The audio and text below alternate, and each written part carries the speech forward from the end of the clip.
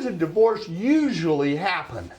Well, I can't speak for all of Utah. I can speak for what happens in southern Utah where I practice, typically Washington, Iron, Beaver, and Kane counties, and even up into the Richfield area sometimes. But here's the typical process. It starts out where somebody says, hey, I want a divorce.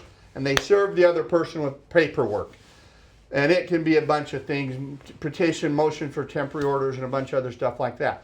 The person that got served typically replies and says, hey, I know you wanted it that way, but I want it this way. So they file most often an answer and usually a counterclaim that basically says, I disagree with this. I'm okay with these things. We might have an agreement right out of the gate, at least on some stuff. But then they counterclaim and say, well, I want it to look like this. Then, after that, the next process is some initial disclosures, initial discovery.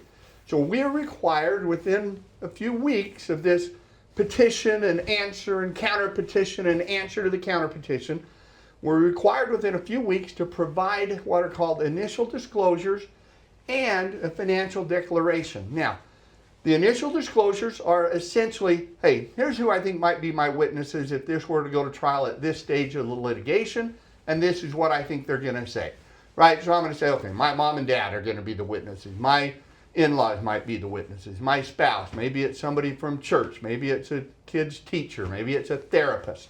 But people we have a pretty good idea that we might use as a witness. We've got to list their contact information and what we think their testimony might be. Just a brief summary.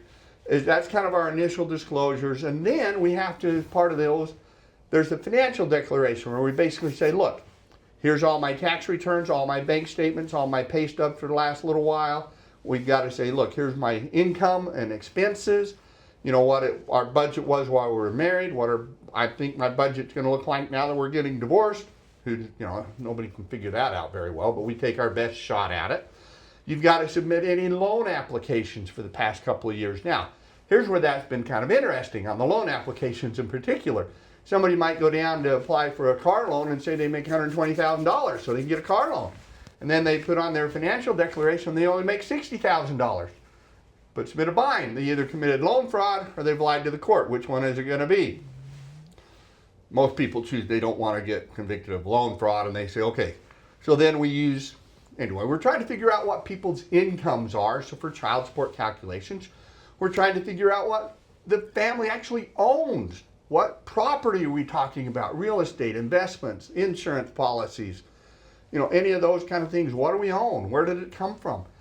We have to identify often the property that was owned before we got married. Was that property commingled? Did it become a marital asset? Was there property acquired after the marriage, and how does that treat it? So we've got to try and sort some of that out with these financial declarations. The next step is Utah, with some exceptions, requires that we go to mediation. Now, I love mediation. Mediation is probably my favorite way to resolve a case, and there's some reasons for that. But the mediation process is essentially, we do a lot of mediations virtually. So we're in a room, either virtual or physical, and the other side and their attorney is in a room, either virtual or physical. And then we hire a mediator. Mediators that I like to hire are usually someone who's been doing it a long time, that was a mediation, it's taught mediation.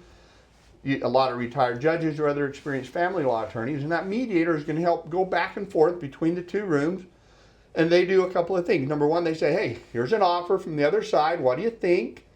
And they also will help brainstorm with me and the other attorneys involved ways to maybe solve the case, ways to reach a settlement. Now, at that point, I will tell you 90% of cases resolve at mediation, which is a good thing. When we settle cases at mediation, at least in my office, our attorney's fee is somewhere $5,000 to $8,000 most of the time. Sometimes it's less, sometimes it's more, but that's a pretty good range of where we are when we settle a case at mediation. Most cases settle at mediation, and we're done. We just have to write up some final documents, case settled, we're done, and that's really the best way. The reasons, you control the outcome, and you're not spending a crap ton more money. So if you don't settle at mediation, I'm going to talk about kind of what happens with that in another video. But that is, because 90% of cases settle at mediation is the typical process in a divorce case here in southern Utah. So If you want to make it easy, work with somebody who knows what they're doing, who's guided thousands of people through this process. Please give me a call. My name is Travis Christiansen. I work at Greater Zion Law, and we'd be happy to help walk you through that process and be your knight in shining armor, if you will, to help find solutions and settle your case at mediation. Because like I've said, that's usually the best way to get things done.